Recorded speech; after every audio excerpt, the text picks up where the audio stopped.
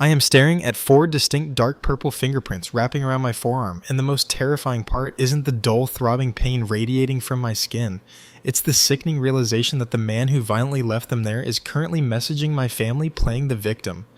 How does a simple sunny afternoon coffee date mutate into a nightmare of baseless accusations, physical restraint, and public humiliation? In the span of just 1 hour, I used to think monsters announced themselves with loud footsteps and shattered glass. I used to think abuse looked like cinematic screaming matches in the pouring rain. I had no idea it could disguise itself in the quiet, suffocating interior of a familiar car, hiding behind a forced, sarcastic smile and a terrifyingly calm demand to hand over my phone. If I had known what was waiting for me in that passenger seat today, I would have locked my front door, drawn the blinds, and never looked back. But I didn't. I just smiled, grabbed my purse, and walked completely blind right into a trap. I am 24 years old, and up until this very morning I thought I was in a relatively normal, if occasionally flawed, relationship. My boyfriend is 27. We have had our standard share of disagreements, the kind of trivial arguments about communication and time spent together that every couple navigates. But there was absolutely nothing in our history that could have possibly prepared me for the sudden violent whiplash of his personality today. I am recording all of this right now because my hands are still shaking, my mind is spinning in circles, and I feel this desperate primal need to get the sequence of events straight before his twisted version of reality starts to make me doubt my own sanity. It started out as a remarkably beautiful day. The kind of day where the sunlight streams through the windows in thick golden bands, making everything look a little softer, a little more hopeful. I woke up feeling light. I hadn't even finished my first cup of morning tea when my phone buzzed on the kitchen counter. The screen lit up with his name. I smiled, feeling a familiar flutter in my chest. When I opened the message, it was an invitation. He was asking me out for coffee later that afternoon. To someone else that might sound incredibly mundane, but for us it felt like a breath of fresh air. Lately, things had felt just a tiny bit stagnant, a little routine. So him taking the initiative, reaching out first, and planning a spontaneous little afternoon date felt romantic. It felt like he was trying to connect. I texted back an enthusiastic yes, completely oblivious to the fact that I was agreeing to an interrogation rather than a date. I spent the next few hours floating around my house in a genuinely good mood. I took my time getting ready. I picked out an outfit I knew he liked, a comfortable but flattering sweater, my favorite jeans. I did my makeup carefully spritzed on a perfume he had complimented in the past. I wanted to look nice for him. I wanted this afternoon to be perfect. As I stood in front of the bathroom mirror, putting on my favorite earrings, I felt a deep sense of contentment. I actually remember thinking to myself, this is going to be a really good day.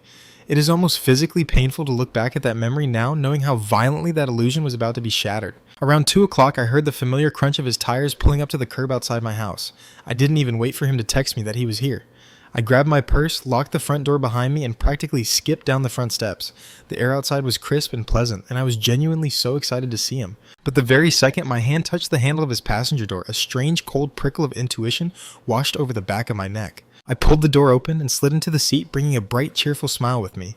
"Hey," I said, leaning over the center console to give him a kiss. He didn't lean in to meet me, he didn't even turn his head. He just gave this micro-turn of his cheek, offering me the bare minimum of physical contact, his eyes fixed dead ahead through the windshield. His hands were gripping the steering wheel so tightly that his knuckles were stark white against his skin. "Hey," he muttered. The word was flat, devoid of any warmth, dropping into the space between us like a lead weight. I pulled back my smile, instantly faltering. The atmosphere inside the car was suffocating. Have you ever walked into a room right after 2 people have had a massive screaming fight, and even though they are completely silent, the air feels thick and heavy with unspoken anger? That is exactly what his car felt like. It was a tangible, oppressive energy. The temperature inside the cabin felt 10 degrees colder than it should have been. "Is everything okay?" I asked, my voice instinctively dropping to a cautious, softer register. He didn't answer immediately. He shoved the car into drive with far more force than necessary. His jaw clenched so tightly I could see the muscle ticking furiously in his cheek. He aggressively merged into the street, causing my head to snap back slightly against the headrest. "Everything's fine." He finally clipped, his voice dripping with an icy, condescending edge that sent a shiver straight down my spine. I sat back in my seat, my heart beginning to perform a slow, heavy thud against my ribs. My mind instantly started racing, shuffling through the last 24 hours of our interactions like a frantic librarian, looking for a misplaced file. Did I text something weird last night? Did I forget an anniversary? Did something horrible happen to him at work? I watched him from the corner of my eye as he navigated the neighborhood streets. His posture was rigid, his breathing heavy and audible over the hum of the engine. He wasn't just in a bad mood, he was furious, seething. And the terrifying part was, I had absolutely no idea why. I tried to break the ice again, hoping to salvage the afternoon. So, I started trying to keep my tone light and breezy. "Where are we going for coffee?" "That new place downtown." He didn't look at me. He kept his eyes burning a hole through the windshield. We were approaching the main intersection that led toward the downtown area. He needed to be in the left lane to make the turn. I watched confused as he stayed rigidly in the right lane. The traffic light turned green, and instead of turning toward the cafes, he pressed his foot down hard on the accelerator and blew straight through the intersection, heading toward the highway out of town.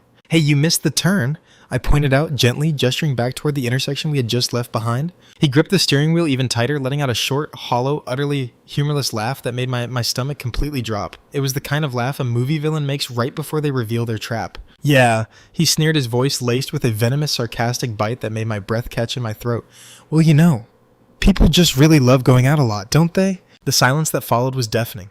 I sat frozen in the passenger seat, the blood draining from my face. He didn't say my name. He didn't look at me. But the words hung in the air heavy and pointed, aimed directly at my chest like a loaded weapon. "People just really love going out a lot." The sentence echoed in the small confined space of the car, bouncing off the windshield and hitting me right between the eyes. I felt a sudden sharp spike of adrenaline shoot through my veins. It wasn't just a random comment, it was an accusation wrapped in a thin, plausible deniability layer of sarcasm.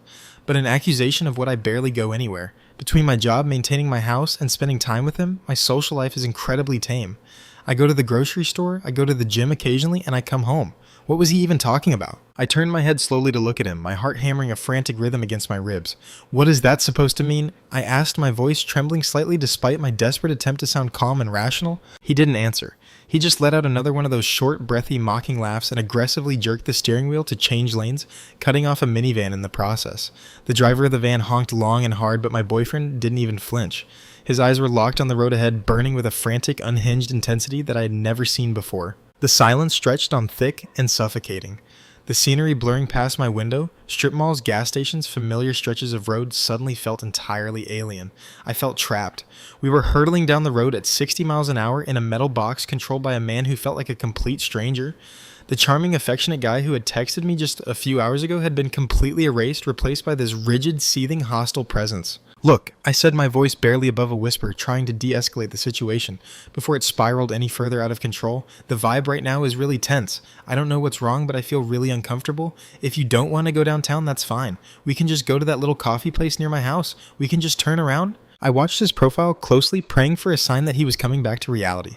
For an agonizingly long moment, he didn't react. He just kept his foot pressed firmly on the gas. But then as the exit from my neighborhood approached, he suddenly slammed on the brakes, causing me to lurch forward against my seatbelt. He violently jerked the wheel, taking the exit ramp so fast the tires squealed in protest. We drove back toward my neighborhood in a silence so thick it felt like I was choking on it. My mind was racing a mile a minute. Was he having some sort of breakdown? Had someone fed him a lie about me? I kept running through my recent conversations, my texts, my interactions, searching frantically for anything that could have sparked this intense, volatile hatred radiating off him. I found nothing. He pulled into the parking lot of the small, quiet coffee shop a few blocks from my house. He parked the car, threw it into park, and immediately unbuckled his seatbelt. He didn't wait for me. He didn't open my door. He just stormed out of the car and marched toward the entrance, his shoulders hunched, his fists clenched at his sides. I sat in the passenger seat for a long moment, my hands resting in my lap, trembling uncontrollably. Every instinct in my body, every primitive alarm bell in my brain was screaming at me to lock the doors, call an Uber, and just go home. The energy he was projecting was dark and dangerous, but a sick, twisted part of me, the part that loved him, the part that remembered the good times, the part that desperately wanted to fix this, pushed me to open the door.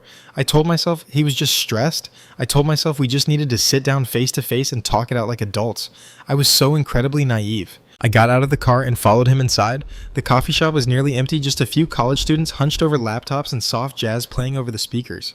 The normalcy of the environment was jarring compared to the chaos churning inside me. He was already at the counter staring blankly at the menu. I walked up beside him, leaving a foot of space between us. I didn't dare reach out to touch his arm. "What do you want?" he asked, not looking at me. His tone wasn't a question, it was a demand. "Just an iced latte, please," I said quietly. He ordered our drinks paid and immediately turned on his heel, striding toward a small table in the far corner of the shop. I followed, feeling like a reprimanded child following an angry parent. We sat down across from each other. I folded my hands on the table, trying to keep them still. I looked at him desperately, searching his eyes for some shred of the man I loved. But his eyes were cold flat and completely devoid of affection. "Okay," I said, taking a deep breath, forcing myself to look him directly in the eyes. "Please tell me what is going on. You're acting incredibly angry. You're making these vague, sarcastic comments, and I have absolutely no idea what I've done wrong. Please just talk to me." He leaned back in his chair, crossing his arms over his chest. A slow, cruel smile twisted out of the corners of his mouth. It wasn't a smile of amusement, it was a smile of pure contempt. "You don't know what you've done," he asked softly. The quietness of his voice was somehow infinitely more terrifying than if he had shouted. No, I replied, my voice shaking. I honestly don't. He leaned forward, then resting his elbows on the table, invading my space. The smell of his cologne, which usually brought me comfort, suddenly made me feel nauseous. You know, he started, his voice a low, mocking drawl, his eyes locking onto mine with an intensity that made me want to shrink back into my chair. It's funny. You act so innocent. You sit there with your wide eyes pretending you don't know exactly what's going on. He paused, letting the silence stretch out, savoring the tension he was creating. I could feel a cold sweat breaking out on the back of my neck. But hey, he continued, the cruel smile returning, at least now you'll enjoy going out with someone else. The words hit me like a physical blow to the stomach. All the air was instantly sucked out of my lungs. Going out with someone else? He thought I was cheating. The realization washed over me in a cold, suffocating wave. He didn't just have a bad day at work. He wasn't just stressed. He genuinely believed that I was seeing another man. The sheer absurdity of the accusation momentarily paralyzed me. I work, I sleep, I spend my weekends with him. My entire life is an open book. There is no one else. There has never been anyone else. What? I gasped, my voice cracking, the shock radiating through every nerve ending in my body. Are you accusing me of cheating? Because I am not. I am absolutely not seeing anyone else. How could you even think that? I expected him to yell. I expected him to present some sort of fabricated evidence, a misunderstood text, a rumor he heard. But he didn't. He didn't offer any explanation. He didn't offer any proof. Instead, his eyes dropped from my face down to my purse, which was resting on the table between us. His face hardened into a mask of pure, unadulterated hostility. He extended his right hand across the table, his palm facing up, his fingers rigid. Show me your phone, he demanded. The sarcasm was gone. The mocking tone was gone. There was only cold, hard, terrifying authority. Show me your phone. The demand hung in the air between us, heavy and dangerous. I just sat there paralyzed, my brain struggling to process the sudden escalation. It felt surreal, like I had accidentally walked onto the set of a bad psychological thriller. The man sitting across from me, the man I trusted, the man I shared a bed with, was looking at me like I was a criminal. He wasn't asking for reassurance. He wasn't asking for a conversation. He was demanding a search and seizure. What? I stammered instinctively, pulling my purse closer to my body. No, why, I just told you I'm not seeing anyone else. I haven't done anything wrong. If you haven't done anything wrong, he countered, his voice dripping with condescension, then you have nothing to hide. Give me the phone. He kept his hand extended across the table, rigid and unmoving. I could feel the eyes of the other patrons in the coffee shop starting to drift toward us. The barista paused in wiping down the espresso machine, throwing a concerned glance in our direction. The public setting was rapidly becoming a theater for his paranoia, and I felt a hot flush of humiliation creeping up my neck. I am not giving you my phone to search through, I said, trying to keep my voice steady though my hands were trembling violently. This is a massive invasion of privacy. You are completely out of line. You have absolutely no reason to suspect me of anything. The rejection seemed to trigger something dark and primal inside him. The thin veneer of civility he was struggling to maintain completely vanished. The muscle in his jaw ticked furiously, and a terrifying cold fury settled into his eyes. He didn't say another word. He didn't argue. Before I could even blink, before I could pull my arm back, he lunged across the small table. It happened so fast. 1 second he was sitting across from me demanding my phone. The next, his large, heavy hand clamped down on my right wrist like a vice. The force of his grip was shocking. It wasn't a gentle restraint. It wasn't a warning squeeze. It was an immediate, brutal application of crushing pressure designed to hurt, to control, to completely overpower me. I felt the bones in my wrist grind together, sending a sharp, sickening spike of pain shooting up my arm all the way to my shoulder. Ow! I gasped, the sound tearing out of my throat before I could stop it. I violently yanked my arm back, trying to break his hold, but his fingers only dug deeper into my flesh, his nails biting into my skin. He didn't let go. He leaned further across the table, his face inches from mine, his breath hot against my cheek. His eyes were wide and wild, completely devoid of reason. Give me the phone? He hissed, every word punctuated by a tightening of his grip. My heart hammered against my ribs like a trapped bird. The pain in my wrist was intense, radiating a dull, throbbing ache that made my stomach churn. But the physical pain was secondary to the sheer, overwhelming terror that flooded my system. The man I loved was physically hurting me in a public place, and he didn't care. He was completely unhinged. I looked frantically around the coffee shop. The few people there were staring openly. Now their faces pale, expressions caught between shock and fear. The barista had stopped completely, phone in hand, looking like she was debating whether to call the police. The public humiliation washed over me in a suffocating wave, but right then, survival instinct kicked in hard. Let go of me, I said, my voice rising desperate and clear, ensuring the people around us could hear. I put my free hand over his, trying to pry his fingers off my wrist, but his grip was like iron. You are hurting me. Stop it. For a split second, I think the volume of my voice, the clear distress, and the sudden silence in the coffee shop penetrated his rage. He glanced quickly around the room, taking in the wide, frightened eyes of the onlookers. A flicker of something, maybe shame, maybe fear of consequence, maybe just the realization that he was making a scene crossed his face. He abruptly let go of my wrist, pulling his hand back as if I had burned him. I instantly pulled my arm against my chest, cradling my wrist, rubbing the skin where his fingers had dug in. My whole body was shaking. I could already feel the deep throbbing ache settling into the tissue, a dark promise of the bruises to come. He sat back in his chair, breathing heavily, his chest heaving.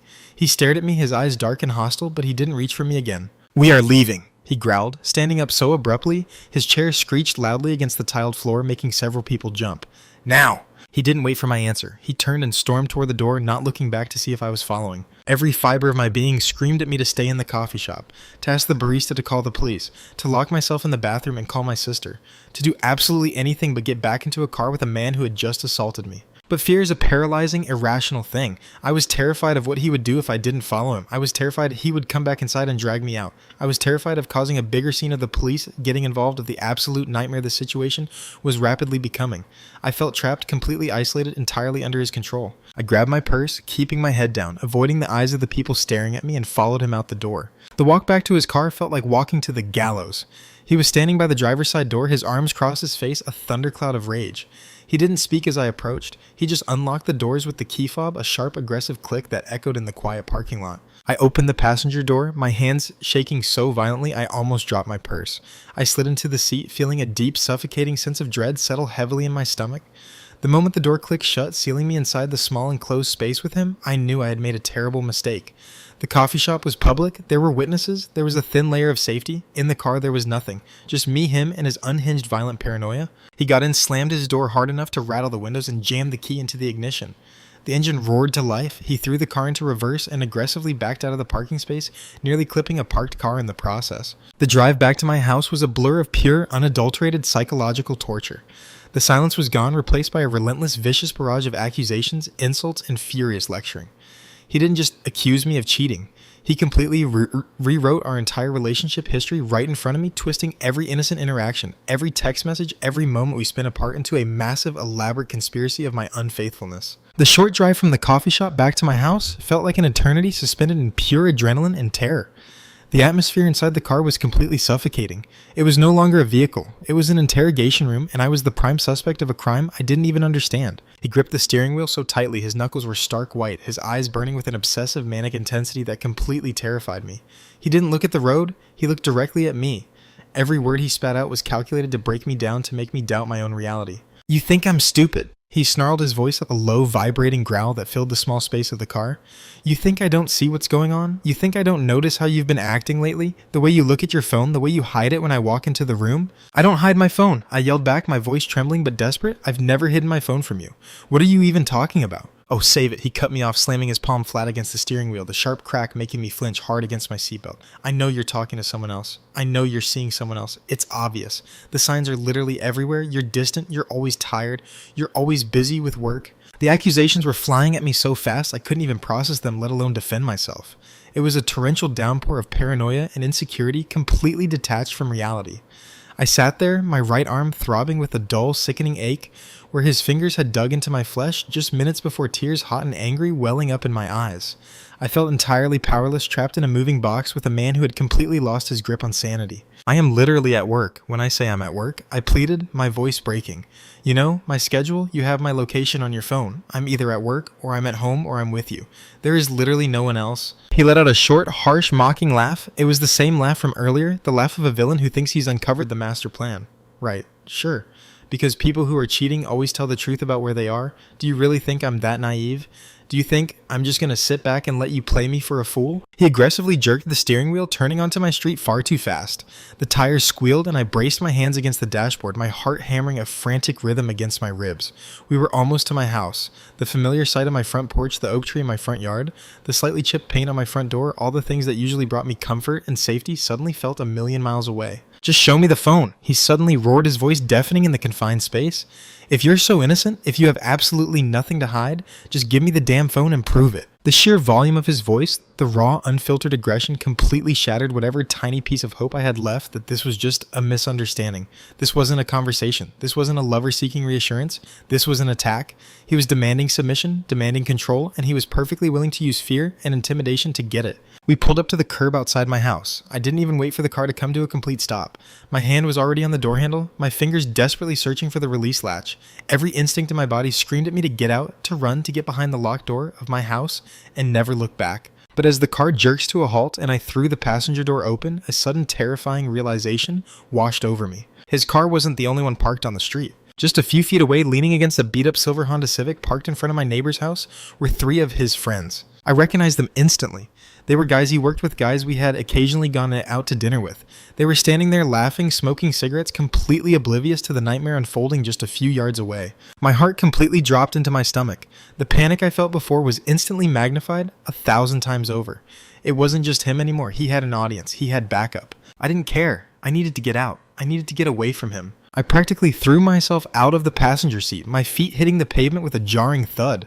I grabbed my purse, clutching it to my chest like a shield, and started speed walking toward my front door. But I didn't even make it 2 steps. Before I could fully register what was happening, his car door slammed shut with a sickening thud, and I heard the heavy, rapid thud of his boots on the pavement behind me. "Hey," he barked, his voice sharp and authoritative, carrying clearly across the quiet suburban street.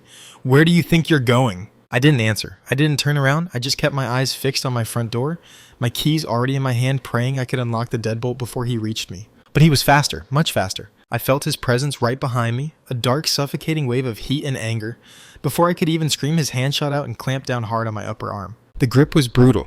It was entirely different from the tight squeeze in the coffee shop. This was a violent restraining hold designed to stop me dead in my tracks and exert absolute physical dominance. His fingers dug deeply into my bicep, the pressure so intense I gasped out loud, a sharp, ragged sound of genuine pain. He violently yanked me backward, pulling me off balance. I stumbled, my ankle twisting slightly as I fought to stay upright, completely caught off guard by the sheer force he was using. He dragged me back toward the passenger side of his car, his grip unyielding. "Let go of me!" I screamed, my voice high-pitched and hysterical, the panic completely overtaking me. I struggled against him, trying to pry his hand off my arm, my purse swinging wildly, but I was entirely powerless against his strength. I said, "Where do you think you're going?" He snarled, his voice a low, vibrating menace right next to my ear. He didn't care that his friends were literally 20 feet away watching us with wide, uncertain eyes. He didn't care that we were standing in the middle of a quiet, suburban street in broad daylight. The only thing that mattered to him in that split second was absolute terrifying control. He forcefully shoved me back against the open passenger door of his car. The metal frame dug sharply into my spine, knocking the wind out of me with a sudden, breathless gasp. The world around me seemed to tilt dangerously on its axis. "Get back in the car!" He commanded, his face inches from mine, his eyes dark and wild with a rage that completely paralyzed me. "No!" I cried out, my voice cracking, tears of sheer panic finally spilling over my eyelashes and streaming down my face. I planted my feet firmly on the pavement, desperately trying to push back against his weight, against the suffocating pressure of his body trapping me against the car. "Let me go. You're hurting me. Stop it." I practically screamed the words, my eyes darting frantically past his shoulder toward his friends. They had stopped laughing. They had stopped smoking. They were standing frozen by the silver Honda, exchanging nervous, bewildered glances, completely unsure of what they were witnessing or what they were supposed to do. "Guys," I yelled, my voice breaking with desperation. "Please tell him to stop. He's hurting me." The plea hung in the air, a raw, exposed nerve of genuine terror. For a horrifying, agonizing second, nobody moved. The suburban quiet was entirely shattered by my sobbing, by his heavy, angry breathing, by the sheer, undeniable reality of the violence occurring right in front of them. His friends just stood there. One of them took a tentative half step forward, his hands raised slightly in a placating gesture, but the other 2 grabbed his arms, pulling him back. They were paralyzed by the awkwardness, by the sheer disbelief that their buddy, the guy they drank beers with on the weekends, was physically restraining his girlfriend in the middle of the street. The silence from them, their complete inaction, was almost as devastating as his physical assault. In that exact moment, I realized with absolute horrifying clarity that I was entirely on my own. No one was going to save me. I had to save myself. He didn't even look at his friends. He didn't acknowledge my cry for help. The public setting, the witnesses, the fact that I was crying and begging him to stop, none of it penetrated the impenetrable wall of his paranoia. He tightened his grip on my arm, his fingers digging so deeply into my muscle that I felt a sharp, sickening pop in my shoulder joint. "Give me the damn phone," he hissed, his voice dropping to a terrifyingly calm, venomous whisper. He leaned in closer, his chest pressing against mine, trapping me entirely against the doorframe. "Show it to me right now and this all stops. Show me you're not a lying, cheating bitch and I'll let you go." The sheer audacity of the demand, the vile, degrading insult, completely short-circuited my brain. It wasn't about the phone anymore. It wasn't about proving my innocence. It was about submission. It was about proving that he owned me, that he could break me down, that he could humiliate me in front of an audience, and I would still capitulate to his demands. And in that moment, something inside me completely snapped. It wasn't a conscious decision. It was a purely instinctual primal surge of survival adrenaline. The terror, the humiliation, the sheer physical pain of his grip suddenly morphed into a white-hot, blinding wave of absolute rage. I stopped struggling. I stopped crying. I stopped looking at his friends. I locked eyes with him, my vision tunneling until all I could see was the manic, unhinged hatred burning in his pupils. "No," I said. The word wasn't a scream. It wasn't a plea. It was a cold, hard, definitive statement of fact. It was the absolute edge of my tolerance. For a split second, shock registered on his face. He had expected me to crumble. He had expected me to dissolve into a puddle of terrified tears and hand over my privacy, my dignity, my entire sense of self just to make the nightmare stop. He hadn't expected defiance. That momentary hesitation, that microsecond of surprise was all the opening I needed. I didn't try to pry his fingers off my arm. I didn't try to push him away. I threw my entire body weight backward using the open car door as leverage and violently twisted my torso in the opposite direction of his grip. The sudden unexpected torque caught him completely off guard. His fingers slipped slightly on the fabric of my sweater. It wasn't a clean break, but it was enough to loosen the vice grip just a fraction of an inch. I didn't hesitate. I ripped my arm out of his hold with every single ounce of strength I possessed. The forceful motion tore my arm free, but the friction of his nails dragging across my skin felt like hot fire. I stumbled backward, entirely off balance, my heel catching on the uneven pavement. I went down hard, scraping my knee against the concrete, the impact jarring my teeth together. But I didn't stay down. I couldn't. Before he could lunge for me again, before he could recover from the surprise of my escape, I scrambled to my feet. I didn't look at him. I didn't look at his friends. I clutched my purse to my chest, my keys digging painfully into my palm, and I ran. I ran faster than I had ever run in my entire life. My chest burned, my lungs screamed for air, but the adrenaline fueled my legs, propelling me forward with a frantic, desperate energy. I didn't care how stupid I looked sprinting across my own front lawn in broad daylight. I only cared about the heavy oak door waiting for me at the top of the porch steps. I heard him shout something behind me, a loud, furious string of profanities that echoed against the neighboring houses, but I didn't turn around. I reached the porch, my hands shaking so violently I dropped my keys on the welcome mat. A cold spike of terror shot through my spine. I was entirely exposed. My back was to him. I was a sitting duck. I didn't turn around. I didn't dare. If I looked back and saw him charging up the porch steps, the paralyzing fear would have completely frozen me in place. I dropped to my knees on the welcome mat, my fingers scraping frantically against the rough bristles as I scrambled for my keys. My breath was coming in ragged, hysterical gasps, tearing at my throat. I heard the sharp slam of his car door behind me, a sound that cracked through the quiet neighborhood like a gunshot, sending a fresh wave of panic through my entire system. He's coming. The thought screamed in my head, drowning out everything else. I finally felt the cold metal of my house key beneath my fingertips. I snatched it up, my hands trembling so violently I could barely orient it toward the lock. I jammed the key into the deadbolt, praying with every fiber of my being that my hands wouldn't slip. It slid in. I twisted it hard, the satisfying click of the mechanism disengaging, echoing loudly in the stillness. I practically threw my entire body weight against the heavy oak door, shoving it open and tumbling inside. I slammed the door shut behind me with a deafening bang. Before I even stood up, before I even took a full breath, I threw the deadbolt back into place. I reached up and twisted the knob lock. I grabbed the chain lock and slid it into the groove. My hands were moving on pure frantic instinct, securing every possible barrier between myself and the man outside. I backed away from the door, slowly, my chest heaving, my back hitting the wall of the entryway. I slid down the wall until I was sitting on the floor, pulling my knees tightly to my chest. I couldn't stop shaking. My entire body was vibrating with adrenaline terror and a profound, overwhelming sense of disbelief. The silence inside the house was absolute, broken only by the sound of my own ragged breathing. For a long, agonizing minute, I just sat there, straining my ears, waiting for the heavy thud of his boots on the porch, waiting for the furious pounding on the door, waiting for him to scream my name to demand I open up to continue the nightmare he had started. But the pounding never came. Instead, I heard the faint, muffled sound of an engine revving aggressively.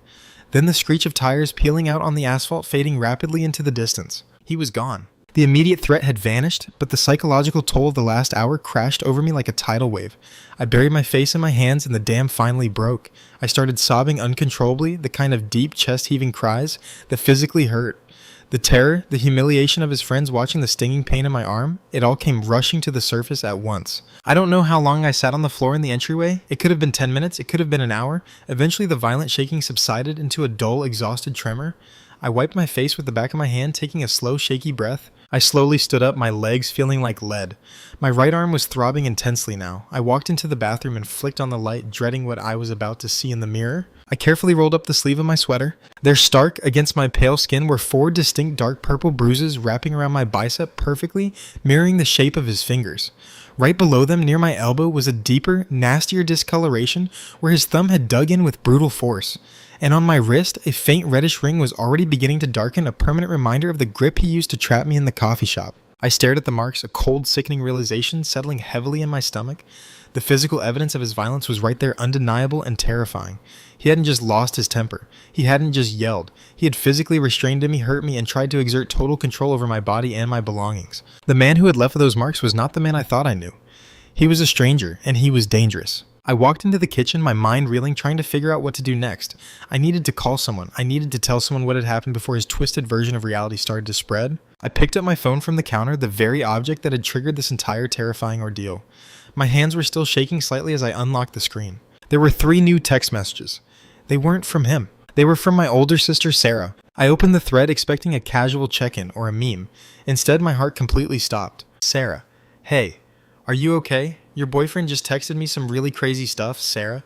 He's saying you're cheating on him. He says he caught you lying and hiding your phone. Sarah, please call me as soon as you get this. I'm really worried about you. What is going on? I stared at the screen, the words blurring together as a fresh wave of nausea washed over me. He hadn't just attacked me physically and verbally. The absolute second he drove away before I had even stopped crying on the floor of my entryway, he had immediately started a campaign to isolate me, to control the narrative, and to destroy my reputation with my own family. He was systematically trying to paint himself as the victim. The sheer calculated malice of that action was almost more terrifying than the physical assault. It meant this wasn't an isolated incident of blinding rage. It was a deliberate, premeditated strategy to break me down to ensure that if I told the truth, no one would believe me because he had already planted the seed of doubt. I sank into one of the kitchen chairs, feeling a profound, paralyzing sense of helplessness.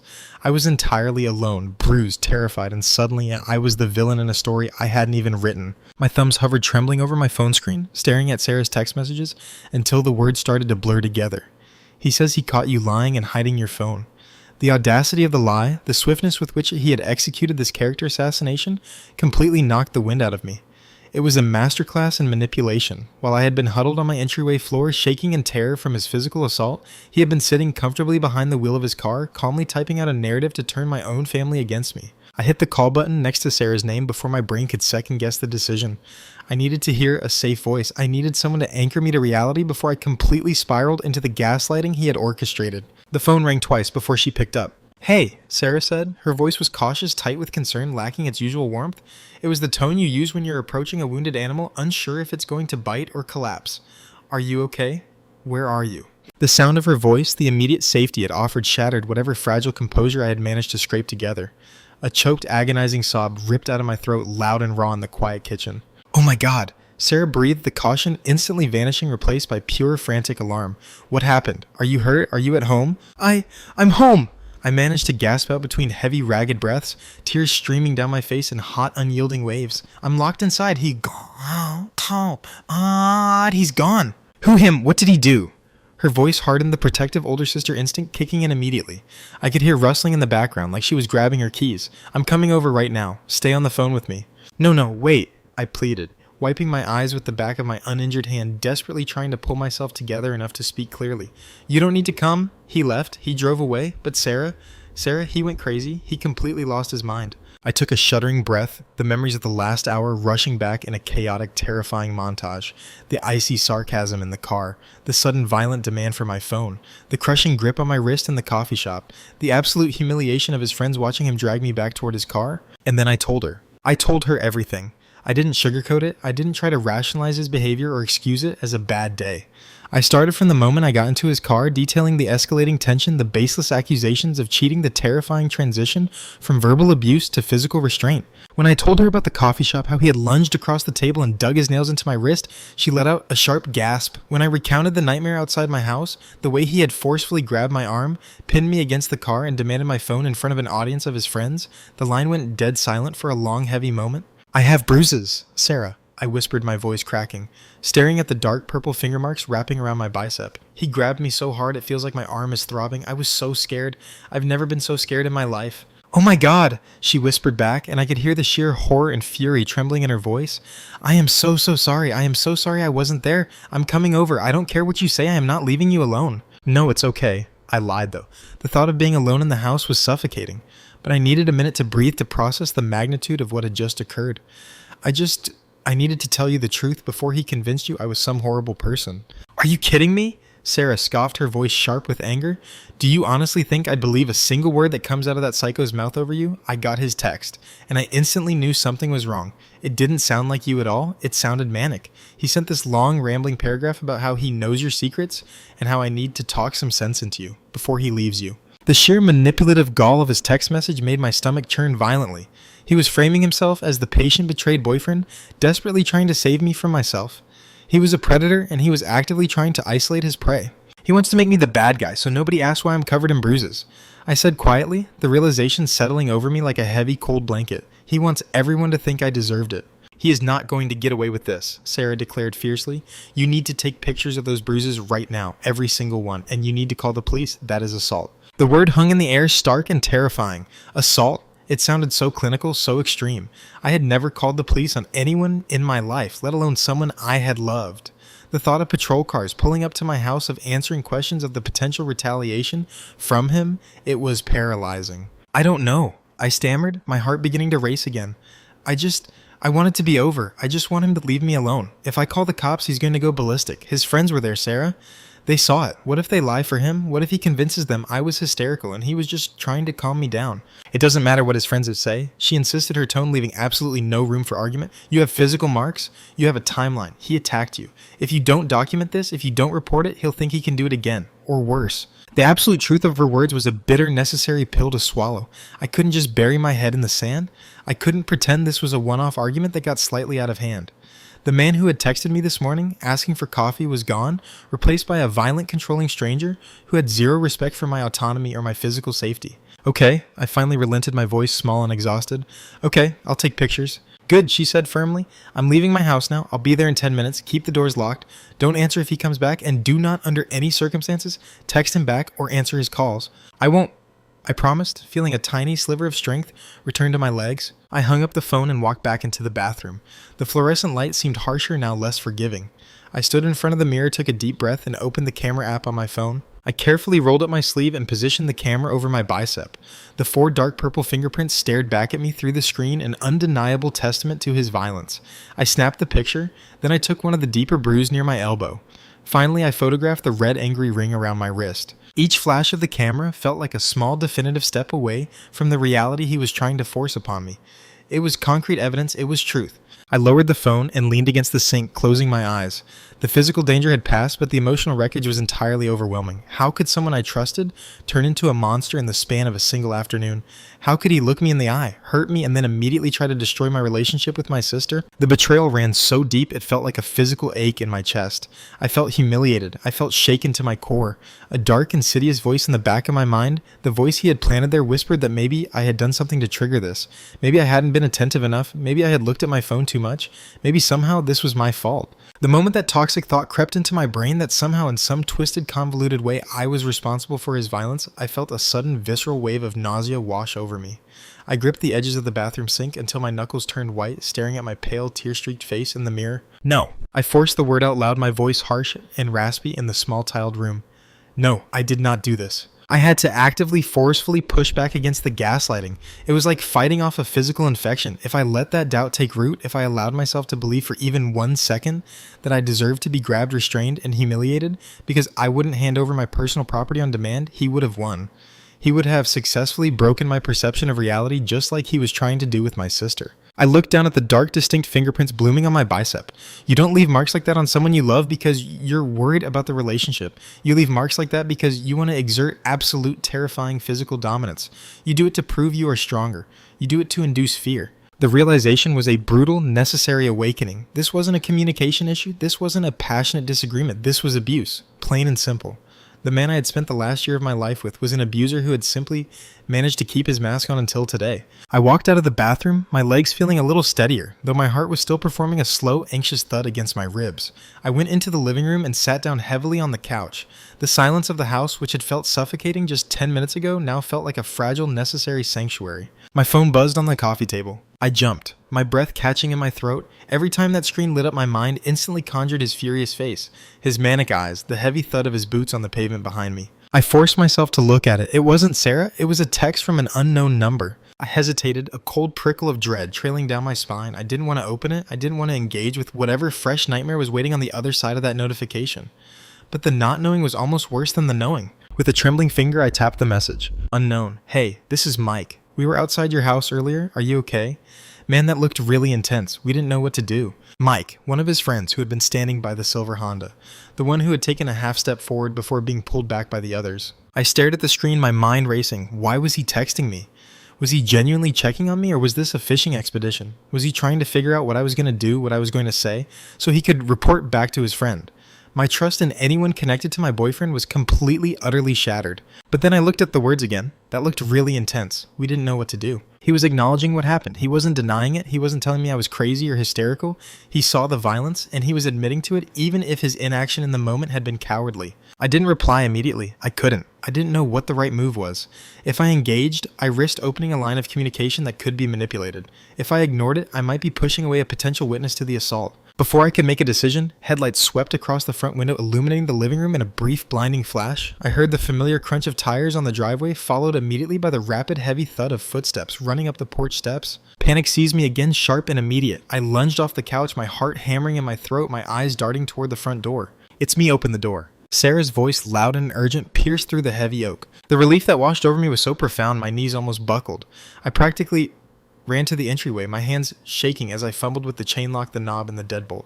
I threw the door open, and before I could even say a word, Sarah pushed inside, slammed the door shut behind her, and threw her arms around me. She held me so tightly it hurt, but it was the best kind of pain. It was the crushing embrace of safety, of undeniable, fierce protection. The dam broke again. I buried my face in her shoulder, the tears I had managed to suppress flooding back with a vengeance. "I'm so sorry," she kept repeating, her voice thick with emotion, rubbing my back as I sobbed into her coat. "I'm so sorry, honey. I'm here. You're safe. He is never ever going to touch you again." We stood there in the entryway for what felt like an eternity. The sheer terror and adrenaline of the afternoon finally beginning to drain out of me, leaving me exhausted and hollow. Eventually, we moved to the living room. Sarah made me sit on the couch while she paced the floor, her energy frantic and angry. "Okay," she said, running a hand through her hair, her eyes blazing with a protective fury I had rarely seen. "Show me the bruises. I want to see exactly what he did to you." I slowly rolled up the sleeve of my sweater, exposing my bicep. Sarah stopped pacing. She walked over to the couch, knelt down in front of me, and stared at the dark purple fingerprints marring my skin. I heard her breath hitch a sharp intake of air that spoke volumes. She reached out, her fingers trembling slightly, and gently traced the air above the marks, careful not to actually touch them. "Oh my God," she whispered, her voice tight with suppressed rage. "He grabbed you that hard." "He wouldn't let go," I said quietly, staring at my own arm as if it belonged to someone else. "He dragged me back toward the car. I had to twist my whole body to get away from him. He was completely unhinged, Sarah. It wasn't even about the phone anymore. He just wanted to break me." Sarah stood up abruptly, her face a mask of cold, hard determination. "Where is your phone?" she demanded. I pointed to the coffee table. She picked it up, her thumbs flying across the screen as she navigated to her own contact thread. She found the message he had sent her earlier, the long, manipulative paragraph accusing me of cheating and begging for her help. She read it out loud, her voice dripping with pure, unadulterated disgust. "I'm really worried about her, Sarah. She's been acting so shady lately, hiding her phone, lying about where she is. I caught her today, and she completely flipped out on me. I tried to calm her down, but she's hysterical. I think she's seeing someone else, and she's just projecting her guilt onto me. Please talk to her. I love her, but I can't deal with this insane behavior." Sarah finished reading and looked at me, her eyes wide with disbelief. "He sent this to me literally minutes after he assaulted you in the street." The sheer sociopathy of it was staggering. He had crafted a complete narrative casting himself as the long-suffering, patient boyfriend, dealing with an unstable, cheating partner, all while I was locked inside my house, terrified he was going to break down the door. "He's trying to get ahead of the story," I said, my voice barely above a whisper. He knows I'm going to tell you what happened, so he's trying to make me look like a liar before I even get the chance. Exactly, Sarah snapped, dropping my phone back onto the coffee table with a harsh clatter. She started pacing the living room again, her boots thudding a rapid, angry rhythm against the hardwood floor. It's textbook abuser behavior. Isolate the victim, destroy their credibility, make everyone think they're the crazy one. He's trying to trap you in a reality where nobody believes you, so you have no choice but to crawl back to him. The thought of ever being in the same room as him again made my stomach violently rebel. I'm never going back to him. I stated the words, leaving my mouth with a cold, absolute certainty that surprised even me. I know you're not, Sarah said, stopping her pacing to look me dead in the eye, but we have to make sure he can never do this to you again, and we have to make sure he knows he can't get away with it. She walked over to the kitchen counter and grabbed my keys, tossing them into her purse. Pack a bag, she ordered. You are not staying here tonight. You're coming home with me. But my stuff? I started, my mind reeling at the sudden, overwhelming logistics of completely upending my life. Your stuff can wait. She cut me off her tone, leaving absolutely zero room for argument. He knows where you live. He knows you're here alone. He already showed up once today and attacked you in broad daylight with an audience. What do you think he's going to do when it gets dark and he realizes his little smear campaign isn't working? A fresh wave of terror, cold and sharp, washed over me. She was right. The illusion of safety my locked doors provided was just that, an illusion. The man who had viciously twisted my arm and dragged me across the street didn't respect boundaries, literal or figurative. I didn't argue anymore. I practically ran to my bedroom, pulling a duffel bag from the closet and haphazardly throwing in closed toiletries and my laptop. My hands were still shaking so badly I dropped my toothbrush twice. Every time the house settled, every time a car drove past on the street outside, my heart leaped into my throat. Within 10 minutes we were walking out the front door. The sun was beginning to set, casting long, menacing shadows across the lawn. The street was quiet exactly as it had been when he attacked me, but the silence now felt heavy and loaded with potential threat. I practically sprinted to Sarah's car, locking the door the second I was inside. As we drove away from my house, I slumped down in the passenger seat, staring blankly out the window. The adrenaline that had been keeping me upright was finally completely crashing, leaving behind a profound aching exhaustion. My bicep throbbed with a dull rhythmic pain, a constant physical reminder of the nightmare I had just barely escaped. "Did you take the pictures?" Sarah asked quietly, breaking the heavy silence. "Yeah," I mumbled, pulling my phone out of my pocket. "I got the arm, the elbow, and the wrist." "Good," she said, her eyes fixed firmly on the road ahead. "When we get to my house, we're calling the police. We have to file a report. You have physical evidence, you have witnesses, and you have that insane manipulative text message he sent me right after he did it. He handed us his motive and his attempt to cover it up on a silver platter." I closed my eyes, the reality of what was about to happen settling heavily on my chest. Filing a police report meant making it official. It meant ending the relationship not just personally, but legally. It meant opening a door to potential retaliation, to his furious denial, to the terrifying possibility that his friends would lie for him. "Sarah," I whispered, my voice trembling. "What if they don't believe me? What if his friends say I attacked him? What if this just makes him angrier?" "Then let him be angry," she said fiercely, her grip tightening on the steering wheel. "Let him scream and throw a tantrum. You are not responsible for his emotions, and you are certainly not responsible for managing his violent outbursts by staying silent. If his friends lie for him, that makes them accomplices to a crime. But the police see this every single day. They know how to spot a liar. They know how to look at defensive wounds versus offensive ones. And they know that innocent people don't try to gaslight their victim's family 10 minutes after an argument." We pulled into Sarah's driveway a few minutes later. Her house, usually a place of comfort, and loud, chaotic family dinners felt like a fortress tonight. We went inside, and before I could even take my coat off, she was dialing the non-emergency police number. The next 2 hours were a blur of humiliating, necessary repetition. 2 officers arrived, a man and a woman. They sat in Sarah's living room, their faces carefully neutral, while I recounted the entire afternoon for the 3rd time. I told them about the coffee shop, the sudden accusation of cheating, the demand for my phone. I showed them my wrist, the faint red ring already beginning to bruise. Then I told them about the drive home, the escalation, the moment I tried to run. When I rolled up my sleeve to show them my bicep, the female officer's expression instantly tightened. She pulled out a small digital camera and took several close-up photos of the dark, distinct fingerprints. "He did this while trying to drag you back to his car?" she asked, her voice calm but incredibly focused. "Yes," I answered, my voice small.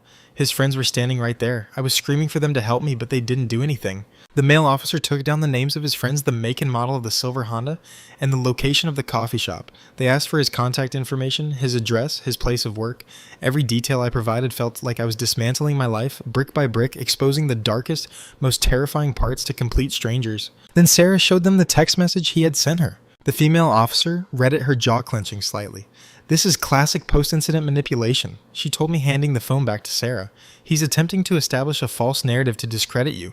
It happens constantly in domestic assault cases." Domestic assault. Hearing those words applied to my relationship, to my life, was physically sickening. But it was the truth. Hearing the words domestic assault spoken aloud in my sister's quiet, familiar living room sent a shockwave of cold reality crashing into me. I felt like I was physically shrinking into the cushions of the couch.